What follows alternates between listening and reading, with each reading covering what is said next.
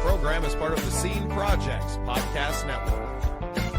The Scene Project features interviews with independent musicians, comedians, and artists from across the Midwest.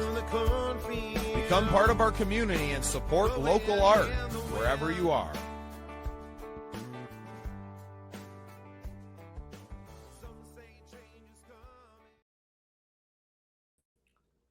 Well, welcome into another exciting episode of Real Biz. I am your host, Bubba Startz, and with me today is partner at Limelight Events, Lou Angeli. Lou, welcome to the show, brother. How's it going, man? Man, it's going well today. Busy day. Awesome. Obviously, we're planning a big tour and plenty of live events coming up. So I'm staying plenty busy, but I love getting a chance to talk to guys like you that have been in this business for a long time. Before we get too far into everything you're doing now, obviously a new company and things that you'll be doing, I want to give you the floor and just have you give us a little bit of the backstory and we'll get into the rest. Sure. First off, I want to say what you're doing with artists and the whole outreach is pretty amazing. I think it's incredibly important that independent artists get that support. So kudos to you before we even start. Awesome, man. Appreciate that. Sure. So my background quickly is I've been in the entertainment business my whole life, my whole professional career, I guess I should say, but also dating back to college. College was all about concert promoting and anything to do for everybody on campus event wise, which always ended up in music. So it was pretty awesome. Right outside of college, I landed with a company called Extreme Championship Wrestling. And that was based on the fact that I was a huge wrestling fan. And in 1994, while I was still in college, I started kind of freelancing for them, just kind of showing up and doing like photography work and writing for the program called the ECW Action Wire. So that was my first kind of foray as, I guess, a professional or amateur trying to be a professional in the entertainment business. But I ended up working for ECW from 1995 to 2001. I was a promoter, and eventually I was on-air talent, which was quite the story, and happy to answer any questions on that eventually or tell any stories you like. But it was unexpected, to say the least, and ended up really defining and helping my career get launched. Because as being a promoter in wrestling, it's very hard to promote. It's super grassroots marketing, and there's not a lot of ad budgets. So when ECW eventually went out of business and went over to WWE, I started working for a company called Comcast Spectacor. So Comcast is the owner of the Philadelphia Flyers, Sixers, the then Wells Fargo Center in Philadelphia. And my job there was to promote the concerts, help the Flyers a little bit, but primarily like on the family shows. So promoting Disney on Ice, Sesame Street Live at the time, and some various concerts, Tom Petty being the highlight. Tom Petty sold out, so it was awesome. I did nothing for the show except for put it on sale because it was Tom Petty, but it was still a real amazing experience doing that. As part of that company, I got to open the Budweiser Events Center in Loveland, Colorado as well. Super career highlight. That was over 20 years ago, and the building's still going strong. Eventually, that led me to WWE. So World Wrestling Entertainment. I was the director of marketing and primarily focused on fan access, which is their event they do for fan interaction. And we built that up from 140,000 square foot event, which is huge, to what they're at right now, which is enormous. But what was interesting about that was really the first foray into WWE being able to have that fan engagement, but also sell sponsors into that. So there was that kind of piece for anybody that wanted to target the WWE fan, which was Slim Jim and the Army National Guard at the time. So fan access gave them a place to activate. So really proud of that. It went really far, still goes really well, and really happy and good revenue ultimately. WWE was great, but then I was recruited by Cirque du Soleil, and I've spent 11 years in Las Vegas with Cirque as the vice president of marketing. So I was overseeing everything in terms of the partnerships, revenue, marketing, ticketing, you name it, for all the shows in Las Vegas, as well as the ones at the time we had in Los Angeles, New York, and Florida. Great gigs, so much fun, did things I never imagined. But that came to an end. And when that came to an end, I started doing a lot of consulting and freelancing for a couple of pro wrestling companies again, some upstarts, and that brings me to where we're at today with Limelight. So that was a little long-winded, but I hope that gets it into a nutshell. Well, yeah, but you've done so much. You've been a part of some really great organizations. I mean, Yeah. obviously WWE. I mean, even if you're not a wrestling fan, they permeate the, public diaspora, right? Like they are part Yeah. of our culture these days, regardless of how you feel about the on air or on the mat product, right? So Right. really incredible to have been a part of that and that history of moving up, through that, working with promotions, but also working with the buildings and Sure. having a foot in all the different aspects of it, even being, like you said, on air talent for ECW. Yeah, that was quite the thing. It was, something you said was I was really fortunate. I think the career path I took really exposed me to a lot of different ways to promote, a lot of different dynamics, and I started at the grassroots level. You start handing out flyers, and I used to be outside the ECW arena in Philadelphia with hot dogs and Diet Pepsis to hand out to people so they would come in and watch the show. That was how we filled the A audience. lot different than selling tickets to Tom Petty, huh? I always mention the Petty story, man, because it's Tom Petty, and I remember there's a picture of me and him on my Instagram. It's crazy because I was 27 years old, blown away by the fact that I was even asked to do it. And then, working with their management and the concert promoter, but really like it sold out instantaneously. It was pretty much like, here, put the event on sale, which we did, and then sold out at a second night, sold out. But all I did was place advertising. I think Tom Petty had something to do with selling the tickets. Yeah, well, and it speaks to the different kind of marketing that you have to do, right? From zero, literally just have the, one of the biggest rock stars of all time, or having a promotion that you're literally having to like feed people to get them to hopefully buy a ticket to get them in the door. And I mean, I've done more of the latter of that, the guerrilla marketing and really almost begging people to come and check out what you're doing. And not so much on the other side, which I'm Cirque du Soleil, the same deal. People want to see that show, Sure. right? You're not having to do a ton of, marketing in that, or the marketing looks different. Not that you don't have to market it, but the marketing looks different. People want to see the show, but maybe they don't know when and where it is. And the marketing in that essence is more of like, well, we have 3 shows a day and it's running, and you're running in multiple locations. I mean, they have multiple locations just in Vegas alone, don't they? Like promotions going at the same time. Yeah, I mean, it was way different working for Cirque versus WWE or anything else. And the main difference being with WWE, they're destination events, right? They're one-offs. They're one WrestleMania a year, one SummerSlam a year, one Royal Rumble a year, one Survivor Series a year. With Cirque, I mean, we could have, 7 shows running every night, 2 shows a night, 14 shows in total. So you're like 80, whatever that is, plus a week. There's a lot. And the differentiation between the two in the same market, I mean, at any time it was 7 shows in Las Vegas at one time, including Blue Man Group. So you really had to differentiate and you really had to break through a lot of clutter.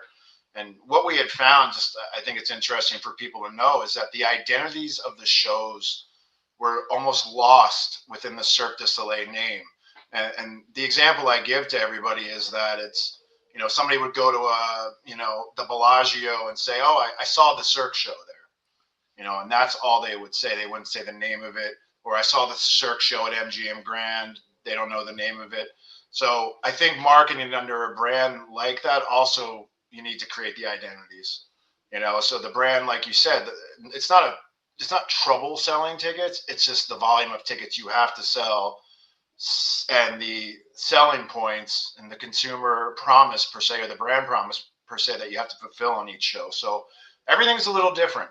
And that's why you have like what I call show experts, right? You have people assigned to do the day-to-day marketing and all that kind of stuff. So it was a big challenge, ultimately. Yeah, and I assume at the top of that, a lot of what you're doing isn't necessarily like show, and you're not making the flyers and doing that, but you're overseeing these teams for each different show and having to organize and to really put a lot of things in motion at one time. It's a huge job. It was. However, I had a great team. I mean, those guys from 2010 to 2000, I don't know, 21 or whenever, there were some really good people there. And it was like, I always, everyone says hire people smarter than you. I mean, I did that. I didn't do it intentionally, but there really are the best people. And, that division was responsible for $500 million of revenue a year as majority EBITDA contributor for the company. So we had a lot of fun, certainly a lot of pressure, but those guys did a great job. And I was just there to kind of push it through. So.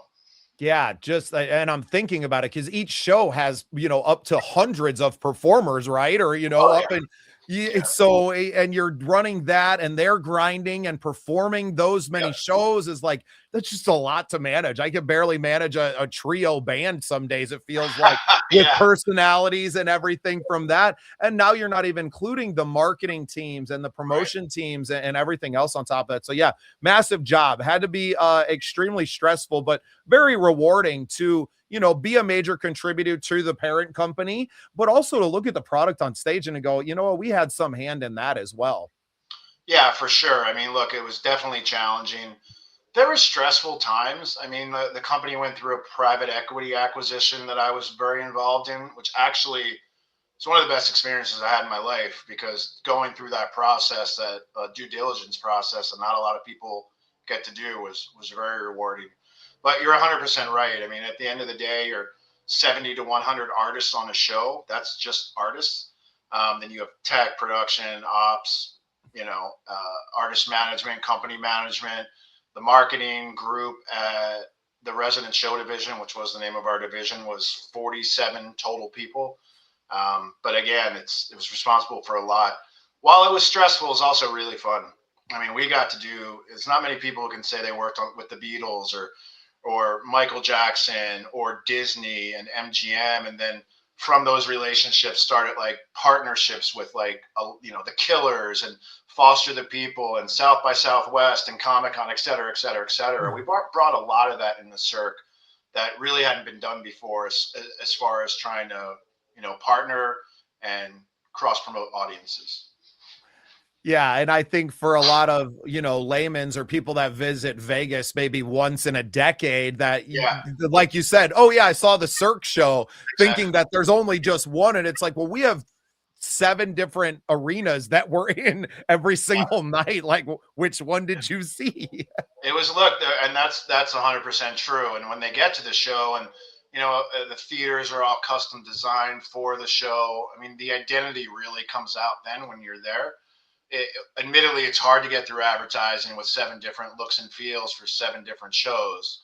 However, there really are different offerings, right? They're all a little different. And we start running campaigns actually that would, promote everything in one ad. It wasn't as cluttered as it may seem, but it was like a 1-word association with each show or 2 words or something along those lines that at least gave people an idea that one's storytelling very clear, one's high acrobatics very clear, like things like that. Yeah.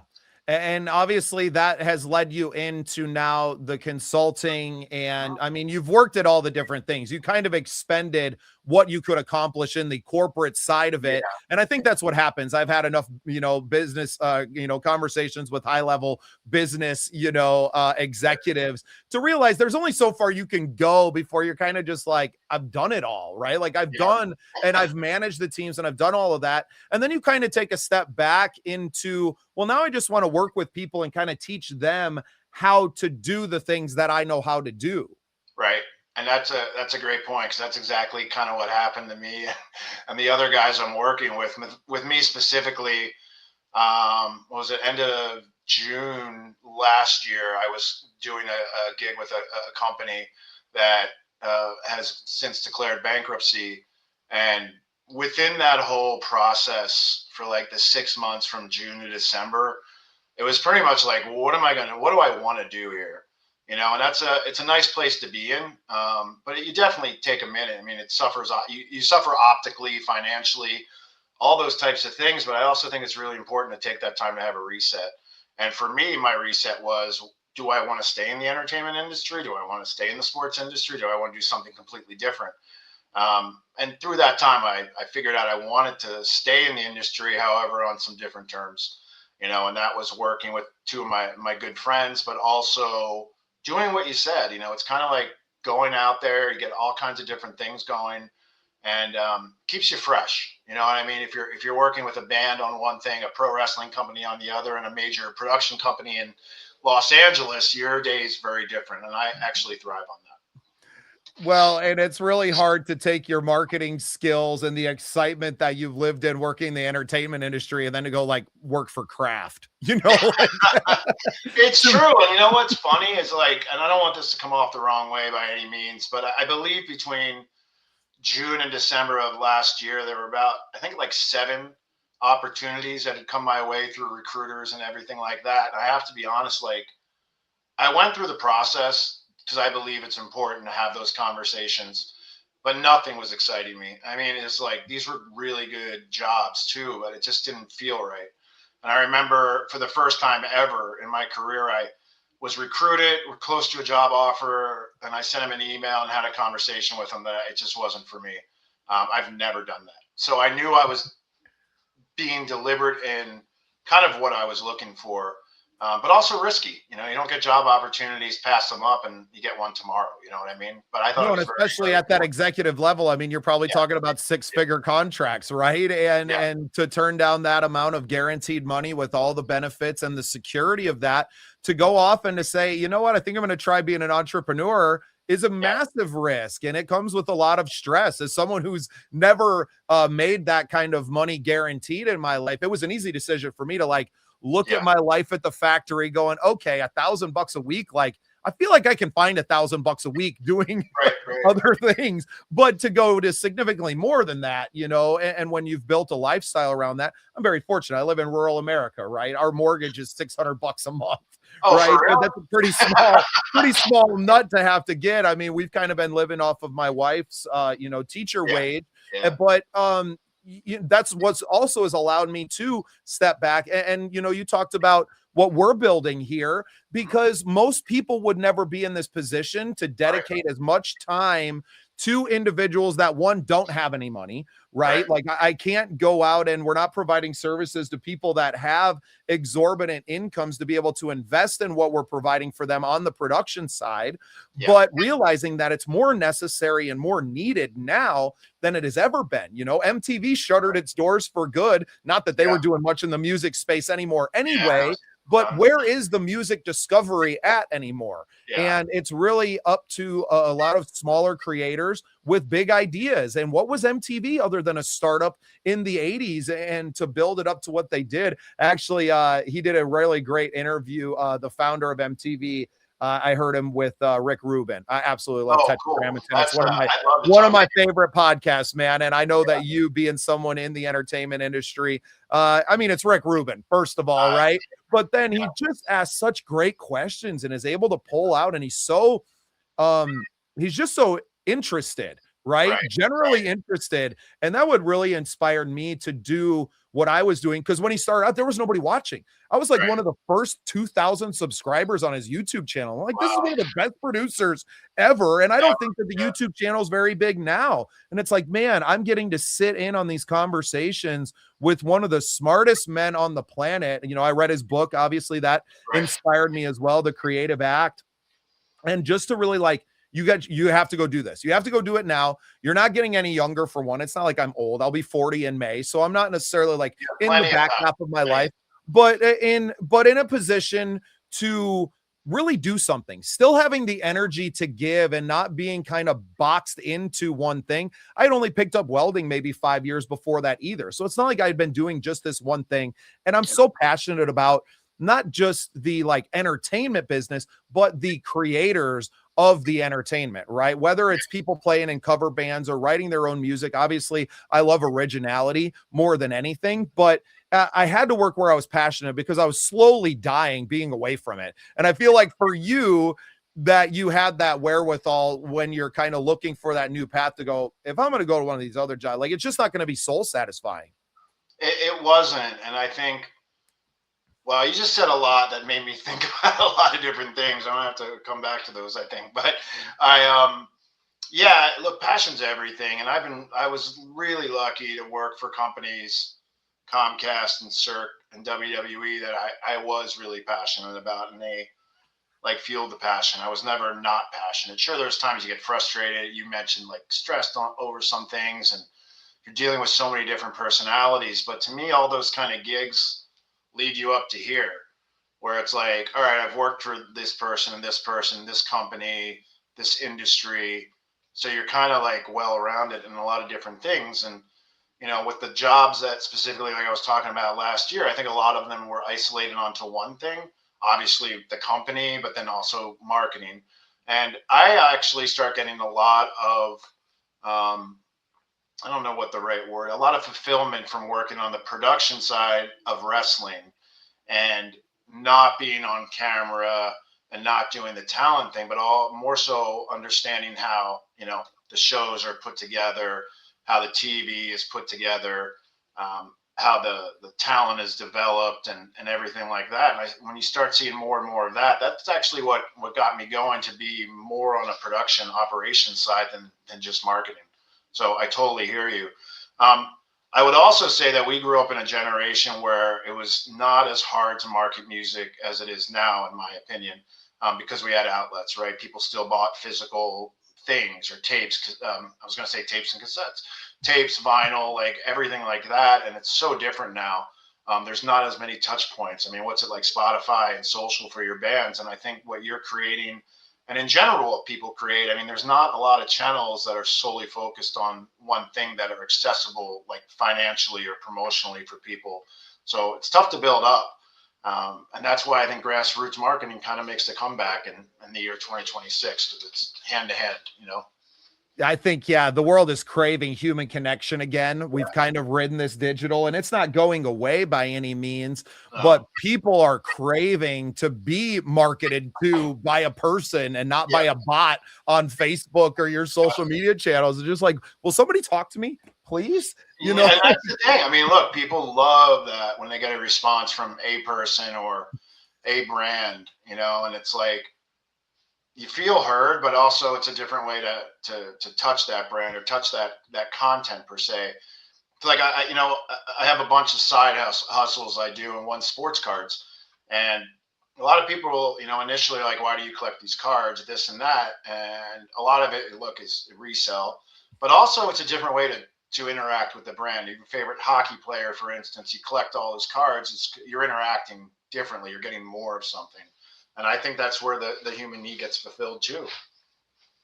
Yeah, we're gonna have to create some unique touch points like that for our artists. I think I started doing an artist directory where it was just, now I haven't included everyone that we've had. I've interviewed over 500 artists in 2 years, right? Awesome. Like we've had a lot of people on the show, always reaching out to more. I mean, it's every single day that I'm reaching out to some band on Instagram. You know, the algorithm feeds them right to me now, right? I've kind of trained my algorithm like new artists that have less than 5,000 followers, right? Yeah. And I'll reach out to every single one and just say, hey, I'd love to have you on my award-winning podcast. And some respond and some don't. And to me, it's kind of, it doesn't matter. There's so many out there. I'm never going to run out of content. Most of my content for 2026 is already scheduled and on the books, right? Like it's already done. We're going to be moving into 2027 by, you know, the end of March. And now it's about what other distribution points can we tap, right? I'm trying to create so much and to create a higher quality of it now that the Netflix and the Hulu, and that we make enough noise for them to finally go, hey, I think there's something here, right? Like there's all these artists, and not all of them.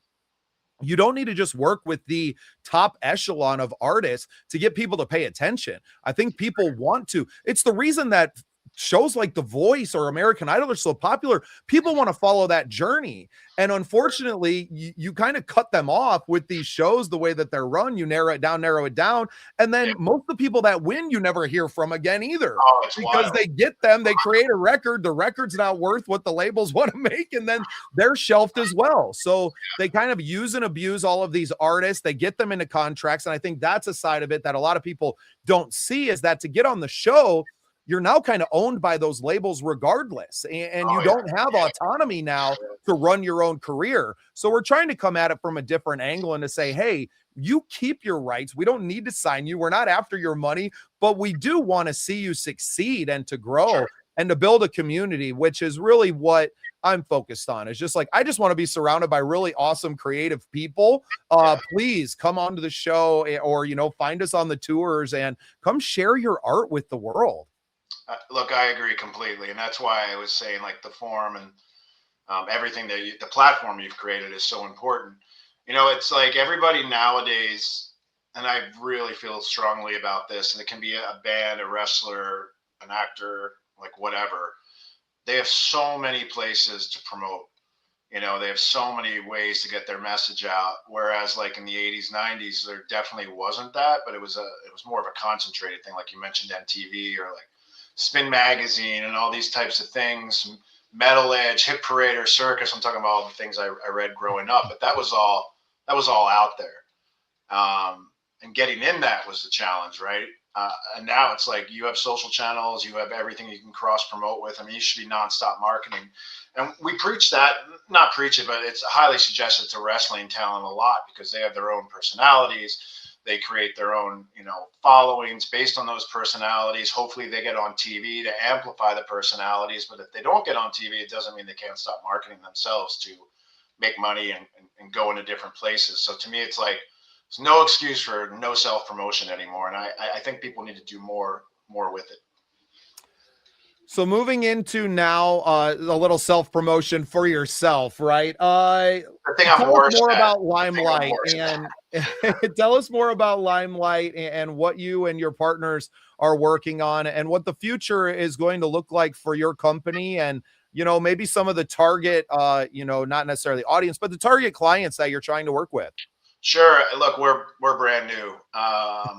What's today? The February 3rd. So it was announced a month ago that we were doing this, announced by us, that we were doing this.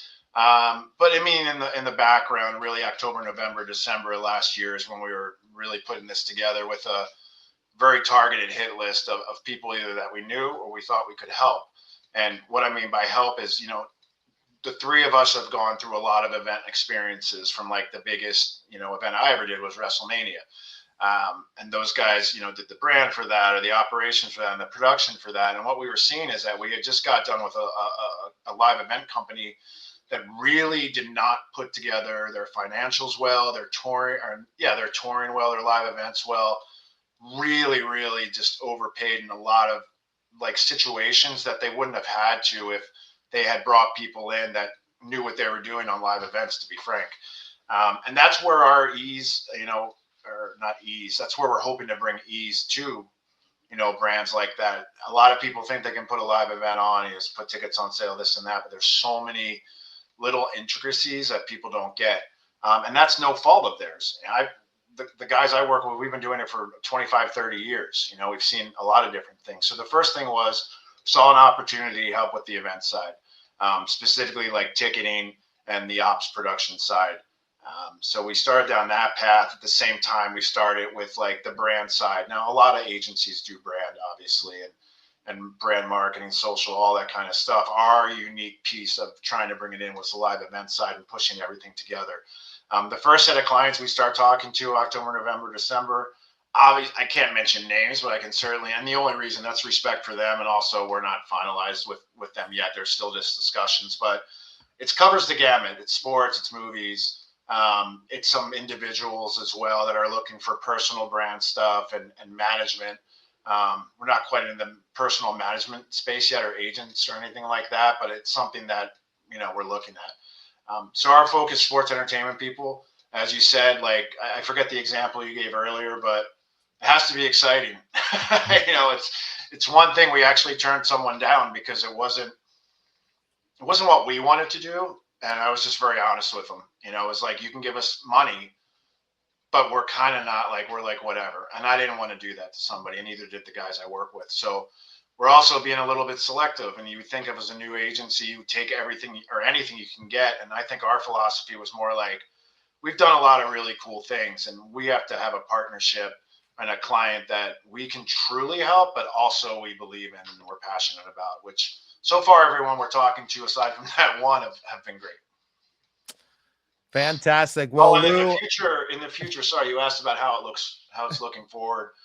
I only see the need for events growing because it's a touch point, right? It's literally what we were just talking about, where, in your situation, the artist going out on tour, or the wrestlers going to XYZ show, or this person making an appearance is it's directly, involving fans and fan interaction, which is huge.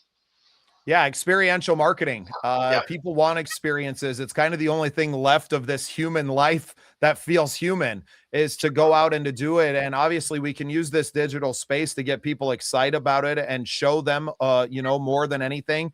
Sure. I've had some really cool conversations with people that are in the immersive technology and doing that, but you still have to have the live event happen to be able to give people that at home immersive experience as well. So it's not going anywhere. It's only becoming more valuable because you don't know what you're getting online. Everything, you almost have to assume anything that you see online, whether it's a video or an image, that it's AI first, and then, kind of suss out the real. So the only thing to know that something's real is to buy the ticket and to go. So I think people like yourself and companies like Limelight are only going to become more essential to what we're doing moving forward, especially for people like me that want to live in that live space and to work with as many human beings and fans as possible. Yeah, I hope so. I hope it goes in that direction. I know in my life, the number of live events I've gone to is, I don't even know. It's a lot. Yeah, and tens of thousands, possibly. I mean, you pretty much lived at live events. Yeah, no, I did. And I did. But also the ones that I selectively wanted to go to are out of hand. I remember somebody on Facebook or something, like there was one week, it was like a hockey game, a concert, like a lot, like 4 events, 5 events in a week. And my buddy was like, you go to more events in a week than I have in like 2 years. Right. So it's like you have that varying degree of person, where I love the live experience. I love seeing bands live. I love hockey live. And then a lot of people just don't want to do that. But hopefully they start coming over, because there's only so far you get on TV. And look, you get really far. But if you're sitting at a hockey game, you're sitting at a concert, it's totally different. It's an experience you can't really describe until you're doing it. So hopefully more people want to do it. Yeah, hockey, you're speaking my language. My family's originally from the Chicago area, so grew up a big Blackhawks fan, got to celebrate, 3 cups in, 6-7 years and go to good games. And we have smaller AHL or USHL team that I love going to. We got tickets with the kids through like a kids captains thing, where they got to be the kids that said, let's play hockey. And we were right on the glass, man. And it was so cool to do that last year. And, I think events are different for guys like us when you get the backstage passes and you have access that most people don't, right? It can be a pain to find parking and to do all those things. But I'll tell you, especially if you have young kids or, teenagers, that it's worth it. Those experiences are something that, I was 3 or 4, maybe, the first time my parents took me to a Grateful Dead concert, and we didn't even like go in. It was at an amphitheater outside of Chicago called the World's Music Theater. And, but I remember. Is that what you said? What's that? Which amphitheater? It's in Tinley Park. It used to be called the World's Music Theater. It's changed names and corporate names, but the building is still there. They still have concerts all the time. But, I remember being in the parking lot and seeing Jerry's face on the Jumbotron. I was 4, right? So like those memories stick and they become part of your life. And, for me, the Grateful Dead especially gave me a family outside of my family. Anytime I would cover their music in a space, that I had people now that loved me, right? Like that were like, oh, you're my brother because of this music, regardless of what maybe your political views or whatever, like anything else, be damned, you like this band and you play their music, man, you just brought me back to a time and place. So getting back to real experiences and what, and maybe that's like the deadhead in me coming out, where they lived it for 40 freaking years on the road, right? Of just being in the experience and living it and having this community. And I guess in some ways that's what I'm trying to, bring back. And especially with, Bob Weir passing just last month, that we feel like we've lost another piece of that. And, I think there's an opportunity for us now, a generation of Gen Xers, and I guess I would be a millennial. 86, I was born. I don't feel like a We are millennial. millennials. We moved into the freaking middle of the woods when I was like 10, 11 years old. So I like went back in time. My neighbors, when we lived outside of Chicago, had Windows 95, right? And the internet, and they were like on dial up. And then I I moved AOL into, dial-up and Prodigy, my friend. yeah, well, and then I moved out to South Dakota, Lou, and I didn't have internet until, I don't think my dad got internet at the house until after I graduated high school again, right? So it's like, in some ways, I went back in time there for a 10-year span, but very grateful for that. Very grateful for the life that I've lived and the experiences, and just being alive, right? And not spending my whole life on a screen. I know that sounds crazy for someone who's building a platform that's on the internet and is on screens. You've had the experiences. You've had the live event experiences. I mean, the Grateful Dead is stuff of legend. I know they play at the Sphere now and they do all those things, but you saw them. I saw them when they were the Grateful. I saw them at Nassau Coliseum. I think it was 91, my freshman year in college. And I was not a huge Dead guy because I was more of a metal guy. However, what I found fascinating from my friends in high school, a lot of them were Deadheads too, was exactly what you said, was the community. And that was really cool to me. And I like the Dead and I respect the Dead. But as I've seen that kind of evolve, it's like there's nothing quite like it anymore. And the reason I say I like them, I respect them, is because they were able to do something that, I mean, they're still relevant today. They're still, as of a month ago, unfortunately, there were still touch points for the Dead with John Mayer and everything that was happening. I thought that was unbelievable. It was, and I know they also kind of, like, a lot of people were, that's not the Dead, or that's not this, or that's not that. But I also, like, that's fine and all, but it is also paying tribute to that music with the original guys, some of the original guys that wrote it. To also touch on what you said about experiences, my kids, like, they were so spoiled that I'm sad I did it all, because now it's like, it's unbelievable because they're older. So now it's like, oh, can I get this? Can I get that? And it's usually a no now, but yeah, it's also Dad doesn't have it like that anymore, guys. Sorry. Look, it's, if they want to go to like pro wrestling, they're in, and they do. One thing I wanted to say, just on a personal level, you said Chicago. So I'm a big sports collector, and me and two of my buddies went to Bedard's first game in Pittsburgh ever, his first game. And so I have the ticket, which is, again, a physical piece of something, authenticated, so it's real. I know that probably you can't see that well, but that's the touch point. Like, I went to the game, took a zillion pictures of Bedard and Crosby's first face-off together, and the whole thing. And my buddy works for the Penguins, so fortunately I was able to get the physical piece, which is kind of what we've been talking about a little bit. Yeah, exactly. So I actually had the opposite, where Kane and Taze were still on the ice 2 years ago together, and I went to see them up in Minnesota. That's a kind of our closest metro. Yeah. And the Blackhawks were playing the Wild. The Bulls were playing the Timberwolves. Oh, wow. And there was a Vikings game on a Saturday. So we went Friday to hockey, Saturday to football. Yeah. I think that might have been the Colts comeback. Minnesota had a 33-point comeback. So a historic game, club level seats, which kind of spoiled the shit out of me too. But then, yeah, basketball. So you talk about experience, like, man, my wife, this is like, was exhausted by the end of all of it, right? And I'm like, man, what's next? Like, is there a show we can go to after this? And I don't know. There's something about the energy of the live events. When you swim in it and you just love it, there's really there's nothing at home or on a TV screen that's ever going to compare to that. So yeah, Lou, I think we've both been spoiled a little bit, but now we get to work in the space where we're creating it. And I hope that we get a chance as we continue to grow our platform to work together and to go build more of those experiences for generations of parents and kids that get to do that. And that's really what I want to spend this, next 40 years of my life doing, is like, if I'm going to have to work till I'm 80, because that's going to be the retirement age by the time I get, it's just climbing and climbing and climbing anyway. Probably. So if I was even going to have to like work in a factory for another 40 years, or just like go find a way to do something else, then I'm going to go do something else. Sure. Yeah. I mean, look, there's something you said, and so whenever I go away, or whenever I have to go for work, personal, visit my daughter in college, it's going to sound horrible, but the first thing I do is look, my daughter goes to CSU. Is there an Avalanche game? Oh, there's one the night before, so I'll come in early. Or there's one right after, Parents' Weekend. I'll stay a day later. It's the first thing I do. It's like if it's a hockey town during winter, what's the game? Baseball, what's the game? Concerts, where is it? And I've been really lucky. I mean, people make fun of me for it, but it's like, oh, you're scheduling your trip around a Nine Inch Nails concert in Denver. Yeah. Yeah, exactly. Yeah. How do you plan your trips? I know. It's like, I don't know any other. As far as working together, look, I think it's really important to cohabitate and like work together and not have those,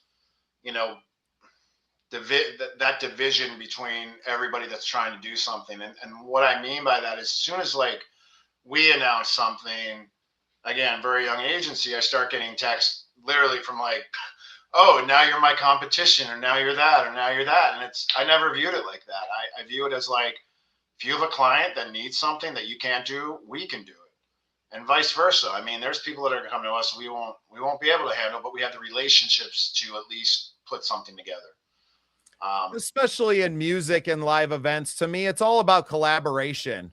Yeah. And that's what I think that you're going to see a lot more of is major, maybe not the major upper echelon of promotions, but I would like to see a lot of smaller promotions getting together and doing some really exciting things, bringing music together with sports and with, Sure. with everything, right? To me, I just want to be in that event space. I want to keep having these wonderful experiences, and I want to work with other people that want to do the same things, right? Yeah. And if that separates us from people that just want to live a very quiet life, and I'm okay with that. Yeah, no, totally. And I think pushing those things together is important. It's why, one of the examples I mentioned earlier, I mentioned the band The Killers. And, they opened the T-Mobile Arena here, which is 8 years old now. And our whole pitch was we want to be part of opening night.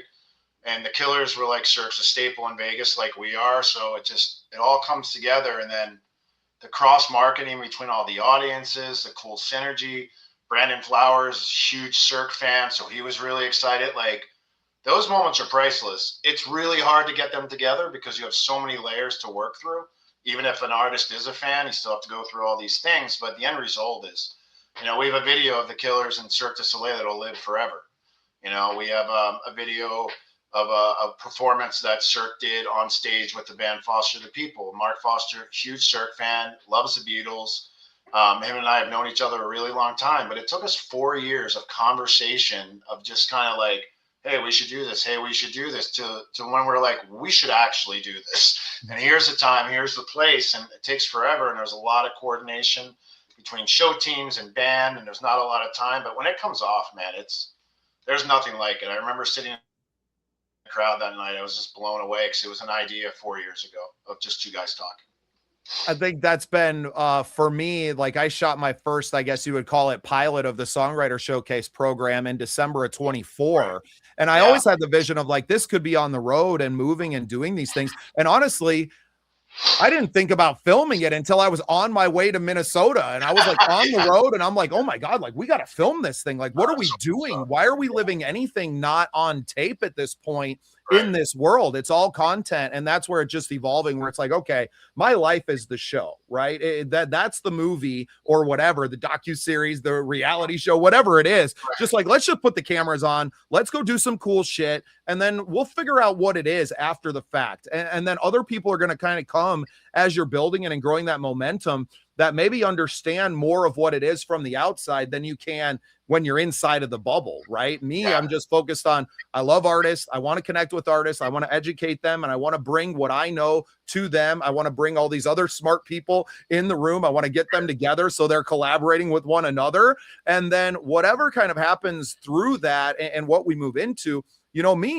I think this goes to theaters. I think we're not far off from this being a much larger show than me struggling to find a venue where we're at right now. And obviously when this comes out, the tour is going to be over already, right? Like, and that's the thing, is that I'm constantly living in the future, and from where people consume our content, like it's already happened. So those of you that are watching in the future, I hope that you were at the show. I hope you got a chance to connect with us. Lou, go ahead and plug Limelight. Let people know where they can find you if they have an event and they need some help with, the marketing of that. And I'll let you get out of here today. Sure. LimelightEvents.net, old school website.net. That's the best platform for right now. And I don't know if it's going to be April right now. So hopefully things are a little more developed, but that's the spot. My social at Instagram is Lou_D Angeli that you can also reach us on, but that's the plan. Awesome, Lou. Man, it's been a pleasure chatting with you today, being friends with you now and watching your company grow and watching both of our companies grow together, hopefully here very soon, and seeing what we can do to impact this world around us and to bring some really awesome entertainment to the people. Lou, thanks for being part of the scene. Thank you for having me. I'm happy to be part of the scene. I look forward to more things together.